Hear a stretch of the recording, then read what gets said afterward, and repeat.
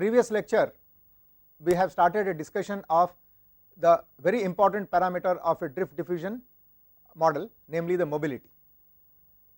We have pointed out that the question what is the mobility in silicon framed in this manner does not make sense, because the mobility in any material depends on several factors, whether the carrier is moving at the surface or it is moving in the bulk, what is the doping level, what is the temperature, okay, and then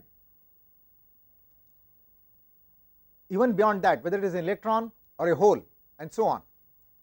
So we have given an expression for mobility in the bulk. We began a discussion of mobility at the surface, and we pointed out that mobility at the surface is less than mobility in the bulk because the electron is subjected to additional scattering mechanisms. We outlined these mechanisms and explained how the mechanisms affect the mobility. Now let us proceed further along these lines.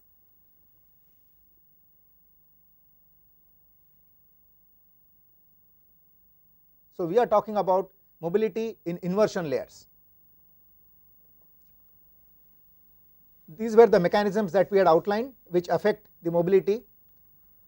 Now the effective mobility, mu effective, is the mobility of carriers moving along the surface for low values of parallel electric field.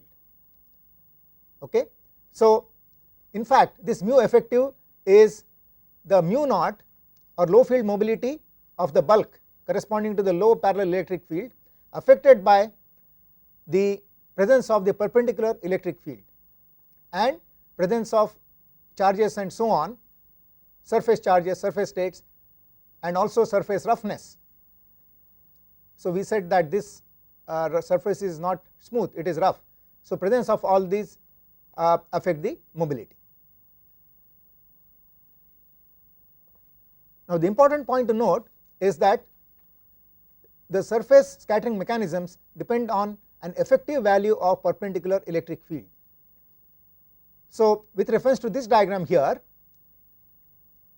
if we call E perpendicular as the field just at the surface of the semiconductor, then the effective value of electric field is less than this value, because not all the carriers over the thickness of the inversion layer. So the green region here is the inversion layer. So not all carriers in the thickness of the inversion layer experience the same value of perpendicular electric field, and that is why one has to use an effective electric field or average electric field that is valid over the entire thickness of the carriers. Now let us look at a formula for this effective value of electric field. So you identify the inversion layer charge and beneath that a depletion layer charge. Now this E perpendicular is due to this total concentration because of inversion charge plus depletion charge. So we can write this in the following manner. So E perpendicular is modulus of Qi plus Qb by epsilon s. We are putting a modulus here because the Qi and Qb are negative. We are looking at a p type substrate and inversion layer is therefore made of electrons. We can identify another perpendicular electric field which is at the boundary between the inversion charge and the depletion charge, and that we call as E suffix b. Now again by Gauss's law, this E suffix b can be written as Qb by epsilon, where Qb has a modulus sign. Evidently the thickness of the electrons will experience an average value of the electric field given by E perpendicular, that is the field entering the surface or field inside the semiconductor at the surface, plus the field at the edge of the at the boundary between the inversion layer and the depletion layer, Eb by 2. So this average electric field can be assumed to be influencing the entire thickness of the inversion layer. Now, substituting for E perpendicular and EB in terms of charges using the Gauss's law, we get the effective value of perpendicular electric field as 0.5 times Qi plus Qb by epsilon s. Let us work this out on the board.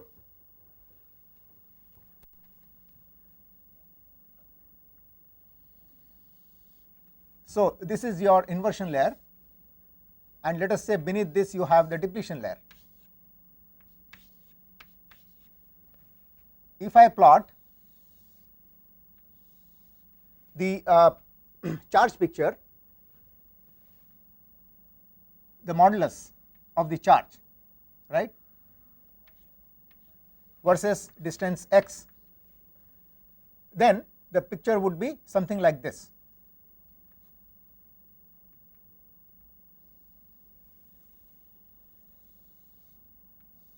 Now, I would like to emphasize that I am not drawing the diagram to scale. So, really you do not have such a thick inversion layer as compared to the thickness of the depletion layer put here, right. Okay. So, the diagram is not to scale. So, this is the inversion layer of electrons. So, p type substrate, and this is the perpendicular electric field. Now, let us plot the electric field for this.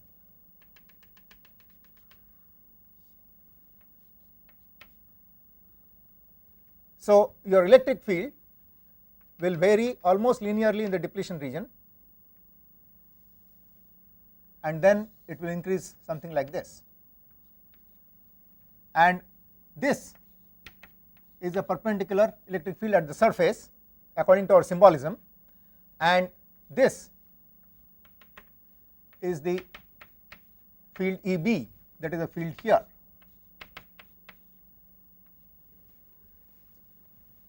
So, this inversion charge experiences this electric field. So, for example, at this point if you see, if this is the inversion charge, then it experiences. So, in fact, I should really show it as rho and not q, modulus of rho, because this is the charge density and the q is the integral under this, right. So, for example, this shaded area would be QB, and roughly this shaded area would be QI. Okay. So, now this inversion charge here experiences the field of this magnitude, but we are going to use an effective value. So, that is average of these two, something like this, right. So, that is the average. So, we assume that all the charges are experiencing this field. So, this is the E perpendicular effective, this is the electric field. So, I have E perpendicular effective is equal to E perpendicular plus EB by 2. Now, putting in terms of the Gauss law, QI plus QB, E perpendicular depends on this, plus this depends on QB by epsilon s by 2 here. So, that is how you get half of QI, and then 2 times QB by 2 you get QB.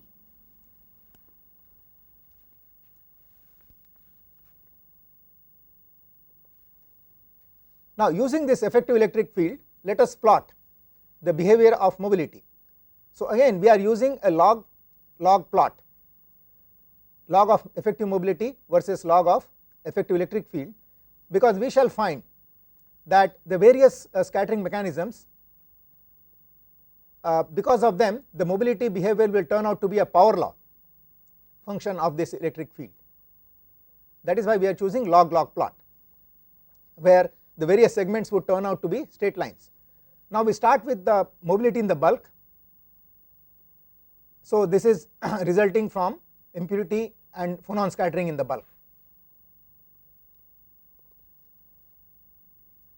The surface state scattering, this is called Coulomb scattering because it is because of Coulomb force between the charges and the carriers.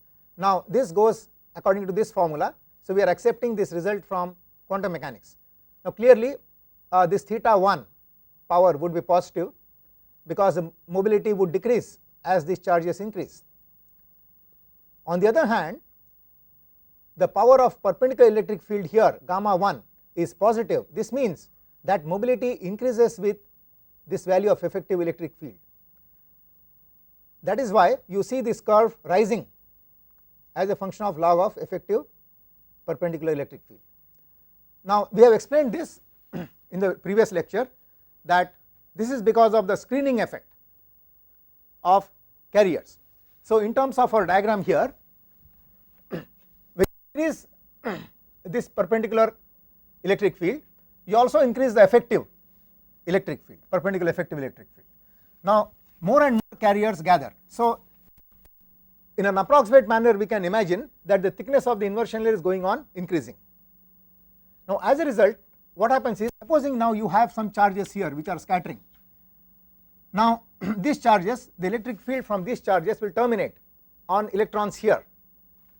So let us say the part of the inversion layer, this much, terminates the electric field because of them.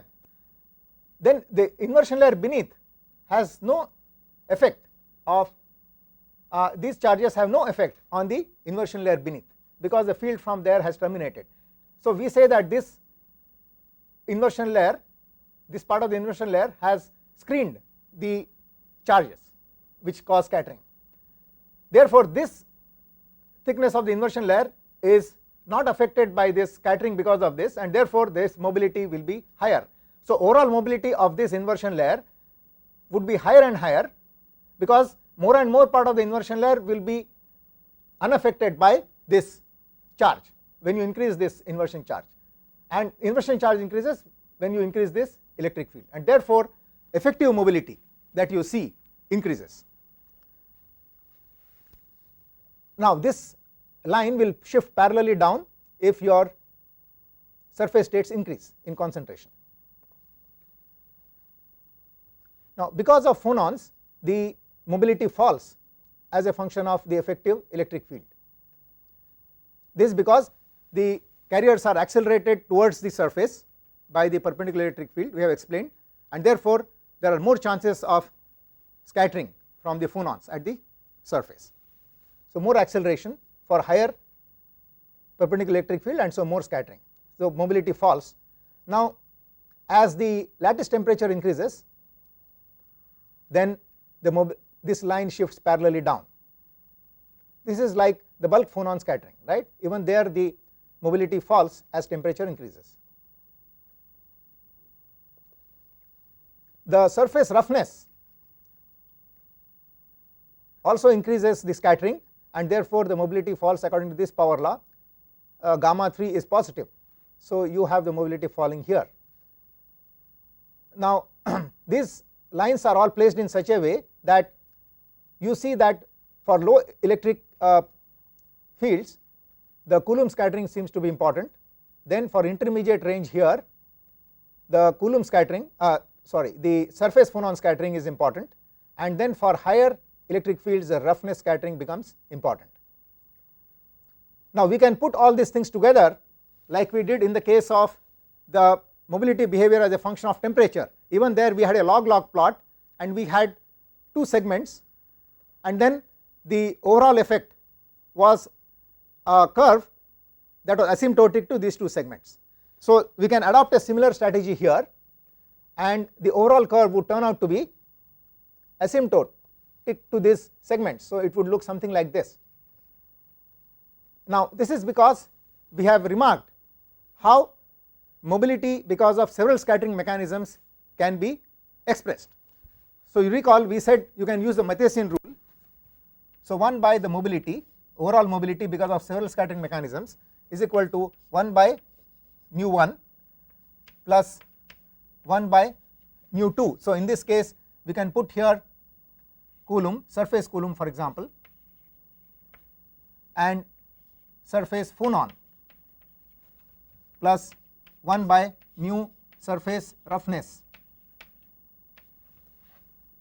and of course you have the mobility in the bulk, so that we can write in the beginning in fact as 1 by mu naught, because the mobility in the bulk is this and then mobility is falling because of other scattering mechanisms. So we can write the overall mobility 1 by mu at the surface is sum total of all these. So this is the effective mobility, right. So because of this behavior, because it is the reciprocal kind of a formula, right, adding up the reciprocals, that you can you find that your overall mobility curve 1 by mu effective, or rather the mu effective, is asymptotic to the segments because of each of these individual things.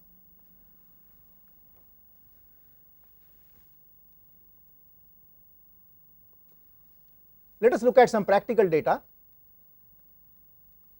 to see where the devices operate on this effective mobility versus effective field graph. So you find that 1 micron CMOS,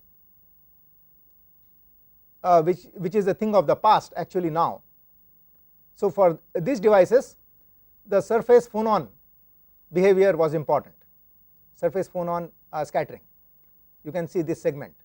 So you can see that the Coulomb surface Coulomb scattering is not really important for these devices, that comes somewhere lower on this graph for lower effective values, lower effective field values.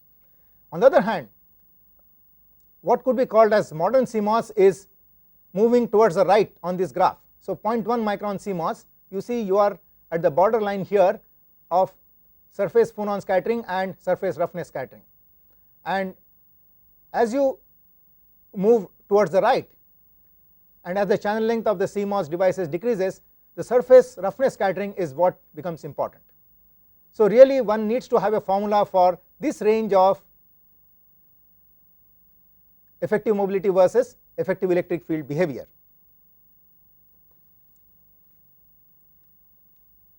So we can develop a formula for that range as follows. We neglect the surface Coulomb scattering, and the result we can write in the following way.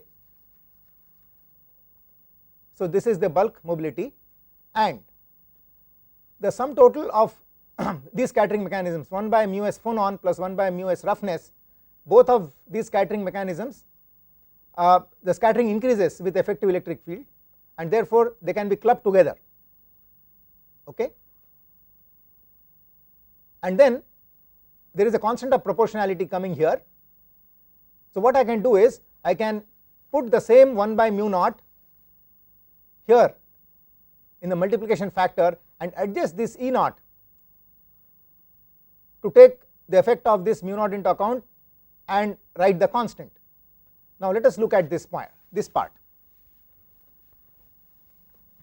So I have 1 by mu effective is equal to 1 by mu naught plus 1 by this sum total of this, right. Now each of this mobilities, it falls with perpendicular effective value, and I am using a power law. So I can say it is proportional to, so into plus constant by to the power gamma, that is the power that is used there.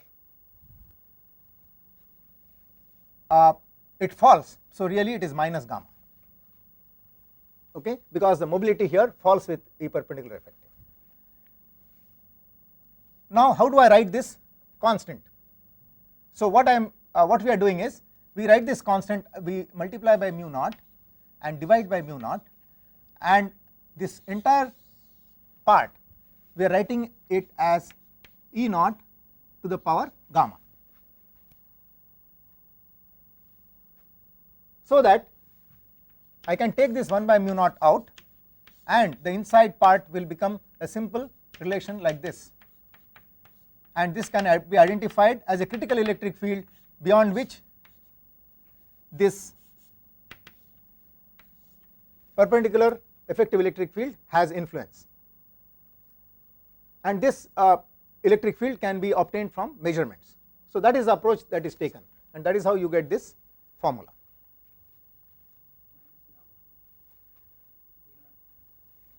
Yes, here it should be E naught power minus gamma, because this is in the denominator and this is in the numerator, because ultimately it should come out in this form.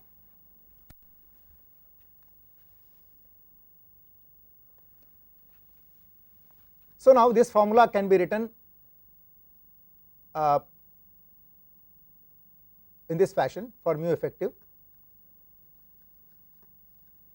and E perpendicular effective electric field is expressed in terms of the charges, inversion charge and depletion charge. Now this formula is very, very important.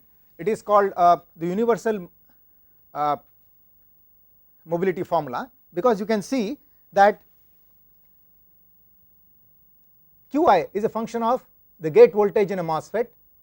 It is a function of bulk to source bias. Similarly, Qb is also a function of bulk to source bias, and also it depends on doping in the substrate. So you see both Qi and Qb can be, overall this charge can be said to be a function of gate bias, the bulk source bias, and the doping level. And you see all these effects, the effects of all these three parameters are very nicely incorporated into this in this single formula. So you need not write a mobility expression, okay, characterizing the mobility as a function of gate voltage, as bulk to source voltage, and then doping and so on, right. So all the effects have been incorporated in this in a nice manner in this effective perpendicular electric field approach.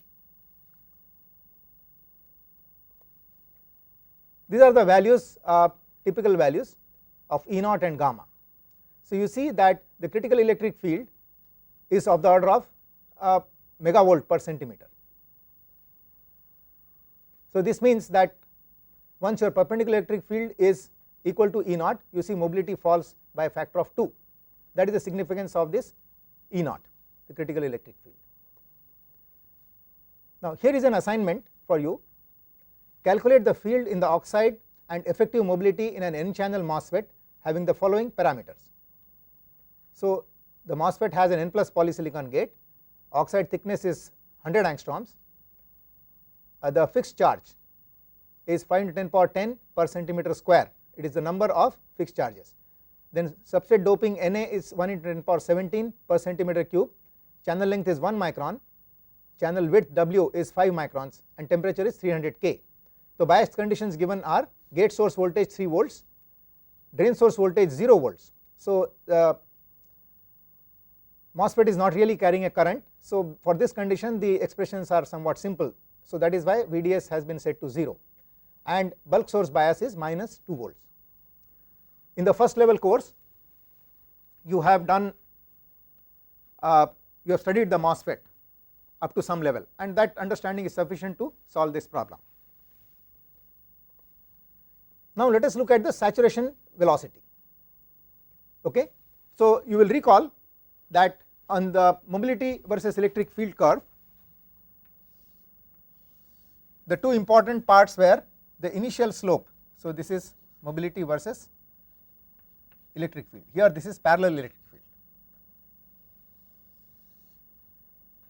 So the initial slope, now this is what we said is mu effective if you take into account the perpendicular electric field, and then the other limit that is important to model is the saturation velocity. So this is Vsat, so actually this is drift velocity, not mobility. So velocity field curve. So that is what we are doing now. We are finished with mu effective and we are now modeling Vsat, and then we can get the complete curve joining these two ends. So the saturation velocity formula, this is an empirical relation. So this it falls with lattice temperature. For silicon this is the relation, for gallium arsenide also the saturation velocity falls with temperature according to this formula. Now you see that this number 10 power 7 is the order of thermal velocity. Now you might wonder why other than temperature, effective mass, doping level and so on, why they are not in the picture?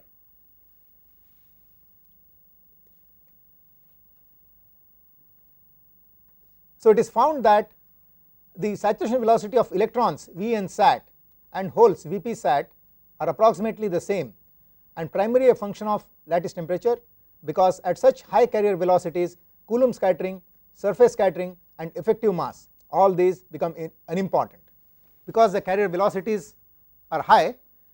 If there are any charges trying to scatter, the carrier does not spend much time near those charges, right, because they are shooting past the charges, and therefore charges are not able to have much impact.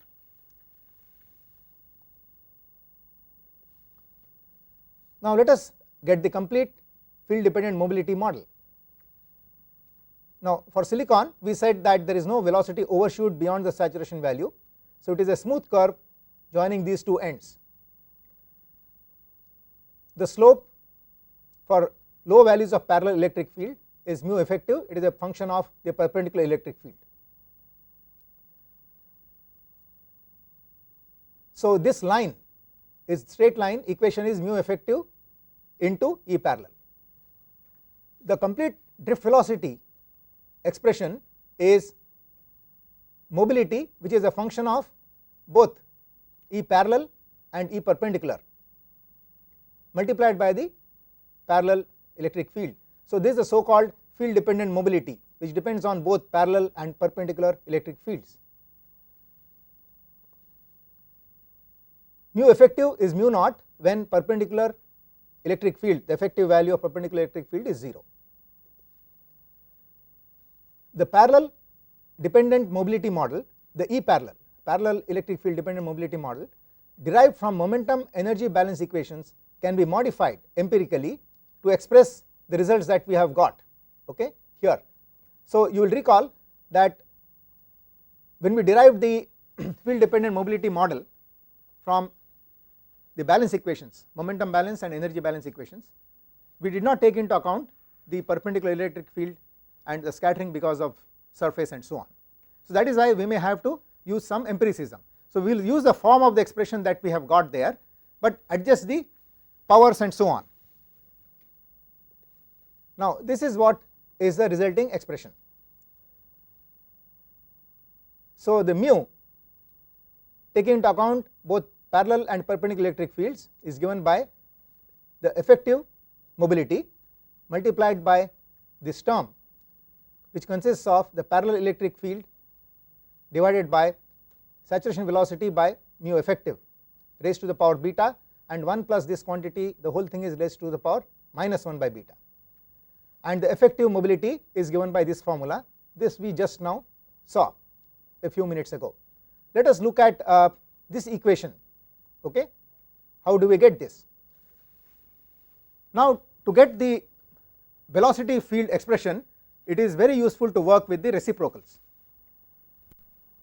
because we have remarked that supposing you look at this problem from curve fitting point of view, then a curve which fits this straight line for small values of electric field and this straight line,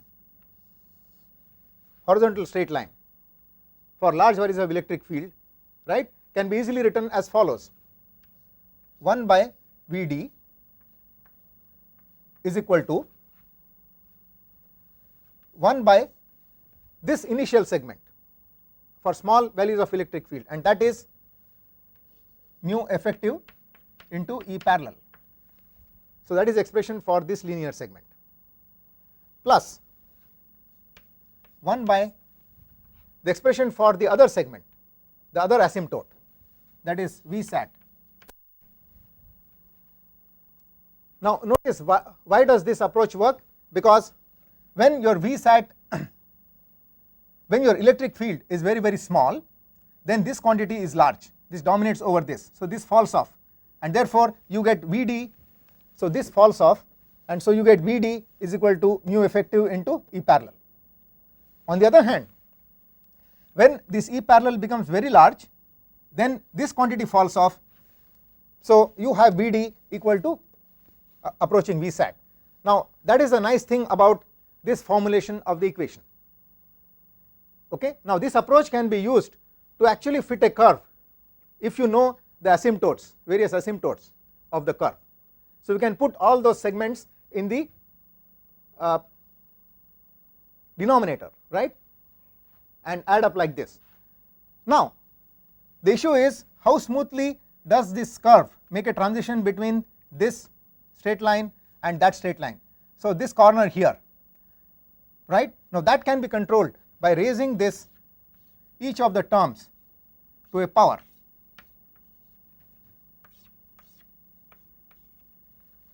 So if the beta is high, then the corner will be sharp. So for example, if I draw another curve here, then as beta increases, your curve will become, this corner will become more and more sharp.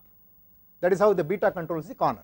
This is how you can approach this problem of getting a full velocity field curve from an empirical curve fitting point of view. Physically we get this end and that end, and in between, however, we use a curve fitting approach. Okay. Now the curve corresponding to the velocity field curve that we derived using momentum and energy balance equations corresponds to using beta equal to 2. Okay. Whereas in practice we know that theory always does not fit into experiment perfectly.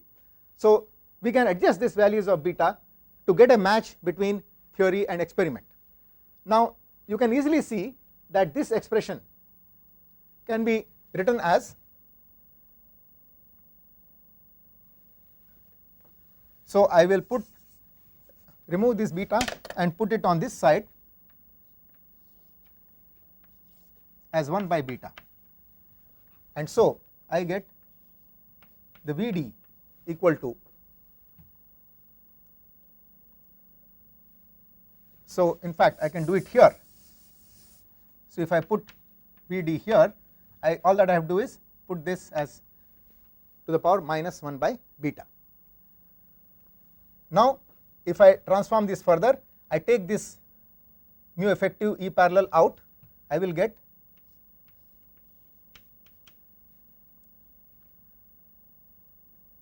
this is power beta, and then you raise it to minus 1 by beta, so this comes in a numerator. So mu effective E parallel into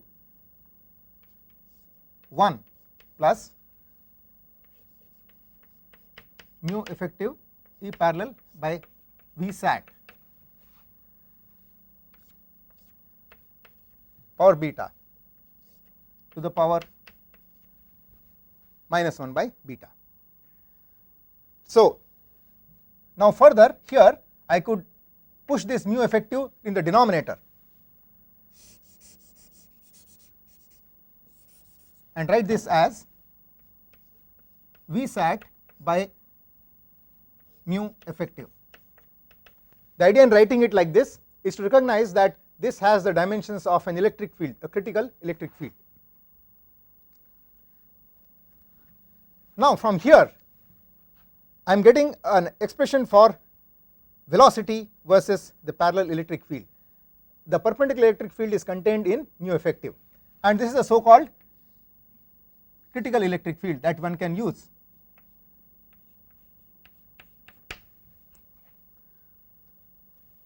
Now if I push this to bring it in the format that we are familiar with, if I push this E parallel to this side, you can identify this whole quantity as the field dependent mobility, right.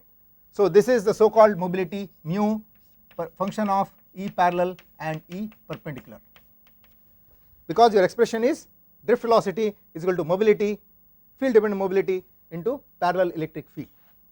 So that is the shape of this curve.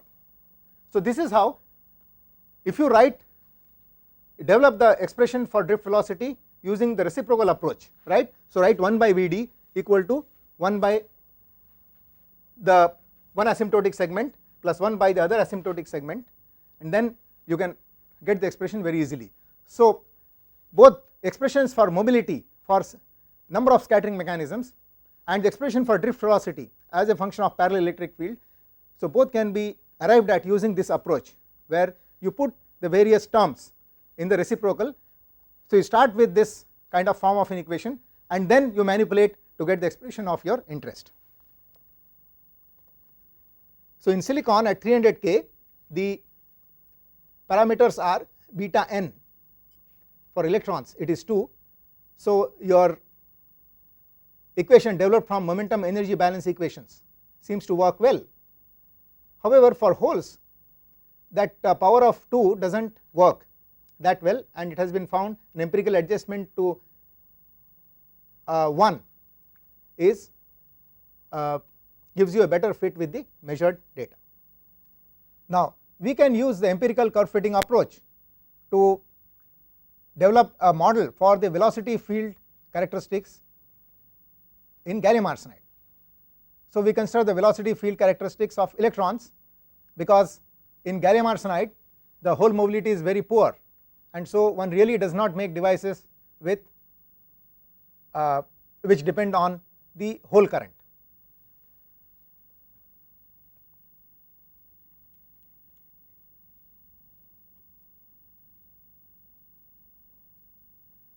The features of velocity field curve are shown here.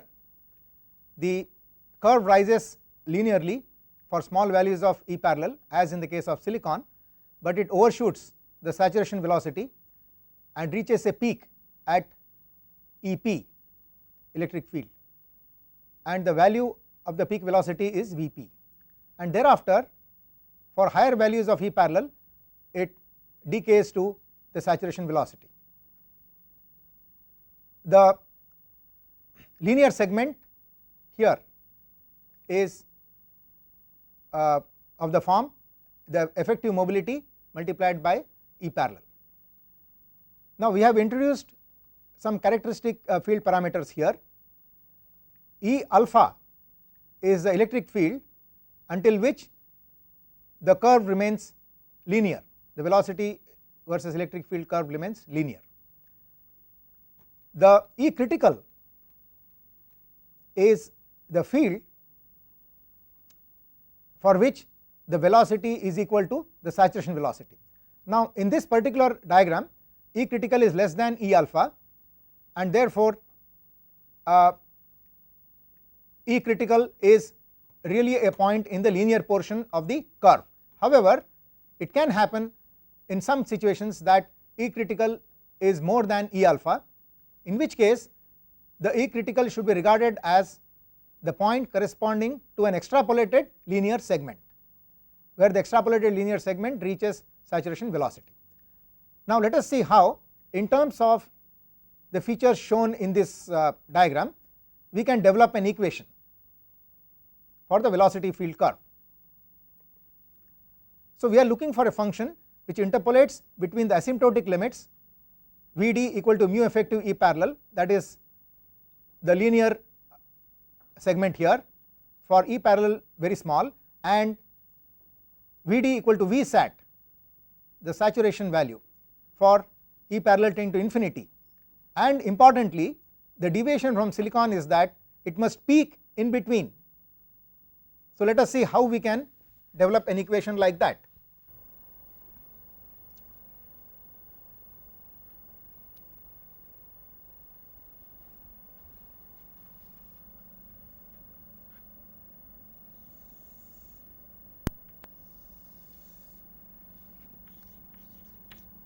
So this is Vd, this is E parallel, this is the linear asymptote for small E parallel, this is the saturation value,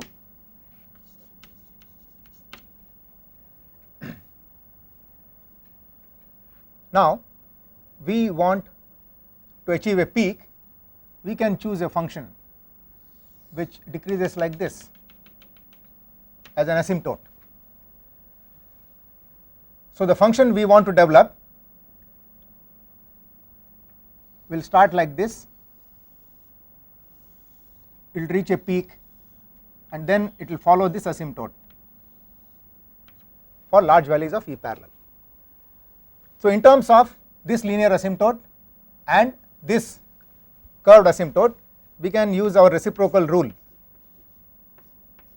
which we used in the context of silicon devices to do an empirical curve fitting. So 1 by Bd is equal to 1 by effective mobility into E parallel, that is this segment, plus 1 by,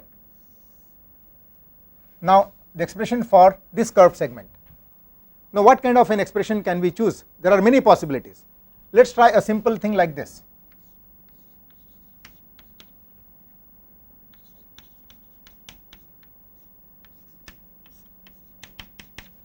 So you see that for E parallel very small, Vd goes to infinity. For E parallel large, it saturates at Vsat. So it is this kind of an expression. Now there is a difficulty with this expression. If you try it out, you will find that this expression is not able to model this peak very well, because it falls very rapidly as you increase E parallel, and therefore you do not get the sufficient amount of peak out of this expression even if you adjust the constant A. A variation of this would be you shift the curve in such a way to the right, in such a way that it goes to infinity at some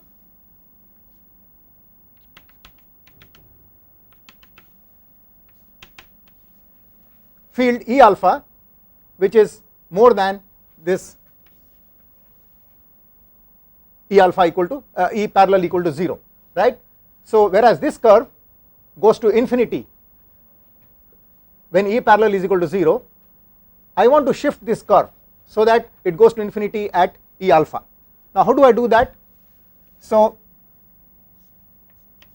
I will simply put here minus E alpha. So clearly when E alpha approaches, when E parallel approaches E alpha, this thing blows up. Okay, let us look at the form of this expression, because now you have two constants. Can we reduce it to a single constant? So let us manipulate this, and we will get V sat E parallel minus V sat E alpha plus A upon E parallel minus E alpha. Now note that this whole quantity here is a constant. We can treat this whole thing as a constant, right, different from E alpha. We arbitrarily choose that constant to be 0 and see whether our curve is sufficiently good, because we then have a free parameter E alpha that should be sufficient to simulate the peak. So if you do that, you set it equal to 0, then your equation becomes V sat E alpha upon V sat E parallel upon E parallel minus E alpha. Now you divide numerator and denominator by E parallel. This is your expression. So for E parallel approaching E alpha from values higher than E alpha, it will go to infinity. But there is a trouble with this equation when E parallel is less than E alpha. So what happens when E parallel is less than E alpha? Then this quantity approaches 1 from more than 1, right. So you will find for less than E alpha the curve is like this, corresponding to this. When E alpha is 0, this is infinity, V sat by infinity is 0, so this is what it is. And when E alpha approaches, when E parallel approaches E alpha, then it goes to minus infinity. But we do not want this curve. So how do we cut it off? Well, we do a trick. We multiply this denominator by a step function, a unit step function, which is 1 for E parallel more than E alpha. So this quantity is equal to 1 for E parallel more than or equal to E alpha, or 0 otherwise. So we are multiplying this here with the denominator. Then this part will be cut off and we will have only this. Now this is the function that we put here. So let us put it Vsat divided by 1 minus E alpha by E parallel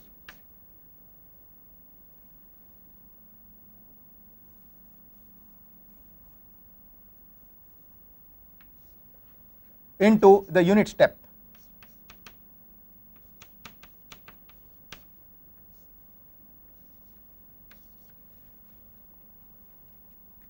So, now the Vd will start off on this asymptote, and for large values of E parallel it will go to this asymptote and then it will peak in between. So, this peak location is EP and this peak value is what is Vp. Now, I am going to give you an assignment to find out what is the EP and what is the Vp if you choose a certain E alpha. Okay? So, that is left as an assignment. Now, we need to do one more thing with this equation, and that is I want to control the sharpness of this peak. So, I may get a broader peak, I may get a sharper peak and so on, right. I want a freedom to realize whichever kind of peak I get. So, one more parameter I would like to introduce to get a better fit with measured data, and that we know what we did in the case of silicon. So, we raise this to the power beta.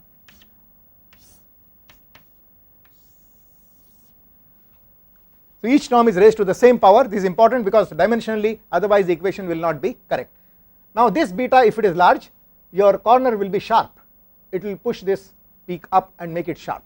Okay? So, that is how you arrive at this particular form of the expression. Now, that is the expression put down here in the slide. So, the assignment for you is show that this function that we developed just now for beta equal to 2 peaks at EP given by this formula, which is a function of E alpha square plus E critical square. We have already defined E critical earlier.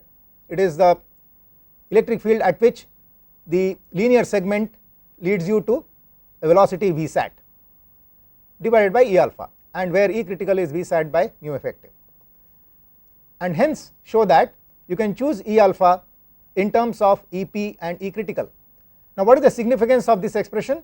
When you measure your data, from the measured data you can get the location of the Vp, and you can also get this value E critical, because you know what is Vsat and you know the mobility from your measurement. Therefore, from the measured data you can substitute in this formula the values, and then you will get the parameter E alpha, which you will use in your model of the velocity field curve. So, let us manipulate the model that we have just developed to write it in a form in which we can directly use it. So, the complete field dependent mobility model is Vd equal to the field dependent mobility into E parallel, where the field dependent mobility is given by effective mobility multiplied by this term inside, and the effective mobility itself is given by this formula. Now, for bulk gallium arsenide at 300 K, for electrons beta is equal to 2 and the E alpha is given by this equation which was there in the previous slide. It turns out that many measured data points lead to EP of 3.2 kilowatt per centimeter. Now, what is interesting to note is that the same equation works for silicon also if you simply set E alpha equal to 0. If you set E alpha equal to 0, this unit step will be just unity and it will go away from the expression, and this E alpha is becoming 0. So, you have simply E parallel by Vsat by mu effective here. Now, with that we have come to a close of this lecture, a summary of the important points. So, in this lecture we completed the field dependent mobility model by adding the effective mobility model to the model of the bulk mobility developed in the previous lecture. So, the overall complete model of the velocity field characteristics can be expressed as follows. Now, let us first talk about silicon, on which we concentrated for most of the lecture.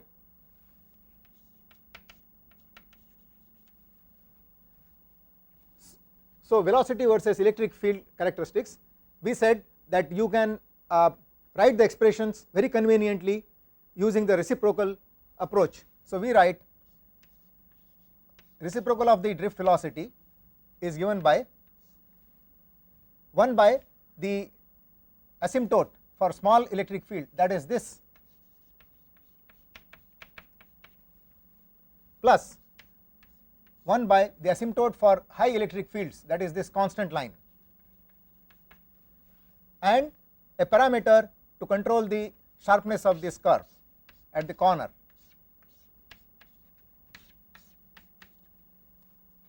Now the effective mobility itself again can be written using this reciprocal approach. 1 by mu effective is 1 by the bulk mobility mu naught plus 1 by the surface Coulomb scattering plus 1 by the surface Founon scattering plus 1 by the surface roughness scattering. Here we neglected this scattering mechanism and wrote out combination of these in the form of the equation 1 by mu naught into a perpendicular effective electric field by a critical electric field whole power gamma. So this was put in this form. Now the 1 by mu naught, so mu naught itself was written as 1 by mu naught is equal to 1 by mobility due to lattice scattering plus 1 by mobility due to ionized impurity scattering. Now this ionized impurity scattering mobility itself was written in terms of the lattice scattering mobility as 1 by mu L into Nt by N critical whole power alpha. We did discuss a small modification of this formula to predict the saturation of the mobility for high doping levels. So this is Nt on the log scale versus the mobility mu naught. Okay. So to predict the saturation here, we did modify this formula a little bit, but essentially what you find is that if you use a reciprocal approach, you can quickly write the entire complete field dependent mobility model using this approach, and then you can manipulate these equations and get your results in the form of this expression Vd is equal to the field dependent mobility into E parallel, where the field dependent mobility is a function of both perpendicular and parallel electric fields. You can always get it in this form. So writing in that form, it comes out as Vd is equal to E parallel into mu effective upon 1 plus E parallel by mu effective by V sat. Now whenever we write like this, we must dimensionally check whether this has the unit of the electric field. So this is centimeter square per volt second and saturation velocity is centimeter per second.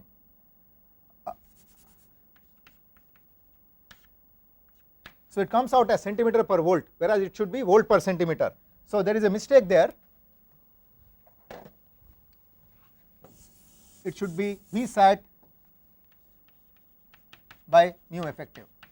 So this is the critical field whole power beta into 1 by beta, where the mu effective is equal to mu naught divided by 1 plus the perpendicular effective electric field by critical electric field whole power gamma. Okay. So this is your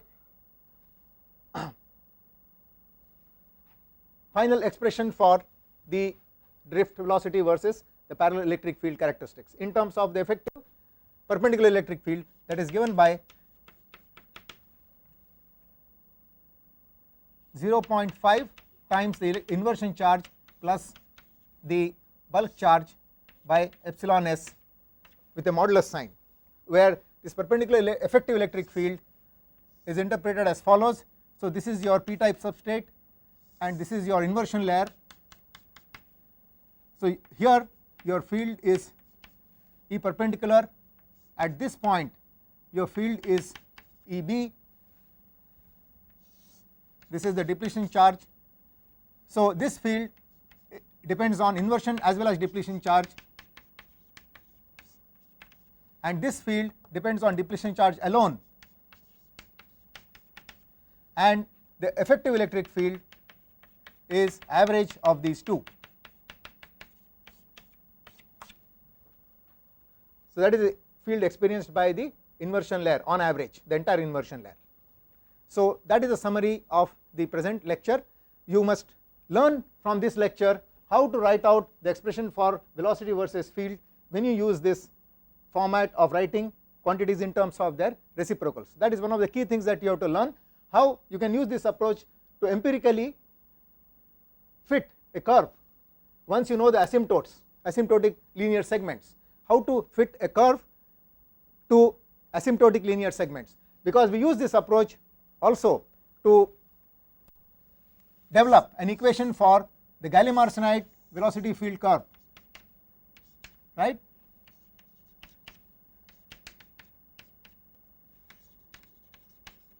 Using two linear segments, one like this and another linear segment coming like this. So using the reciprocal approach, we fitted a curve that will start with this linear segment, reach a peak and then approach this nonlinear segment, right. So those are the things that we learned from this lecture.